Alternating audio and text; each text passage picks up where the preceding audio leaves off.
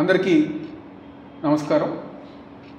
ఈరోజు ఉదయం నుంచి గారా కొన్ని మీడియా ఛానల్స్లో అదేవిధంగా పని పాట లేని తెలుగుదేశం పార్టీ సోషల్ మీడియాలో నేనేదో పారిపోవటానికి ప్రయత్నించానని చెప్పని అసత్య ప్రచారాలు ఈరోజు ఉదయం నుంచి గారా ప్రచారం చేస్తాం జరుగుతుంది.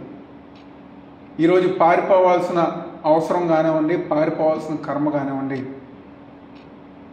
నాకేమీ లేదు, అలాంటి అవసరం కూడా నాకు లేదని చెప్పి ఈరోజు ఈ యొక్క మీడియా ద్వారా మీ అందరికీ చెప్పదలుచుకున్నాను. దాదాపుగా 2 నెలల నుంచి గారా విజయవాడలో మా కార్యాలయంలో కానివ్వండి, మా వైఎస్ఆర్ కాంగ్రెస్ పార్టీ ఆఫీస్ కార్యాలయంలో కానివ్వండి, తూర్పు నియోజక ప్రజానికానికి కానివ్వండి 24 గంటలు అందుబాటులో ఉంది. దేనికి పారిపోవాలి? నిజంగా కోర్టు వారు కనుక మేము తప్పు చేశానని చెప్పని భావిస్తే కోర్టు వారు ఏ నిర్ణయం తీసుకున్నా లేకపోతే ఏ శిక్ష విధించినా దాన్ని దమ్ముగా స్వీకరించి దాన్ని ఇచ్చేస్తాం.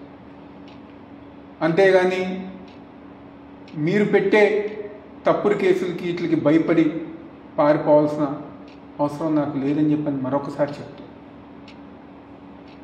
ఈరోజు 2019లోనే ఈ రాష్ట్ర ప్రజానికానికి తెలుసు, మరీ ముఖ్యంగా ఆ రోజున్న తెలుగుదేశం పార్టీ సోషల్ మీడియాకి గారు తెలుసు. చంద్రబాబు నాయుడు గారి ఇంటి ముందు డ్రోన్ విషయం కానివ్వండి, గురజాల్లో తెలుగుదేశం పార్టీ కార్యకర్తలను పరామర్శిస్తాం కానివ్వండి, చలో ఆత్మగురు కార్యక్రమం అప్పుడు గారా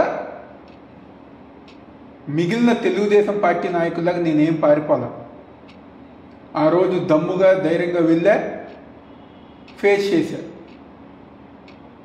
మా తండ్రి దేవినేని రాజశేఖర నెహ్రూ గారు మాకు జన్మనిస్తంతో పాటు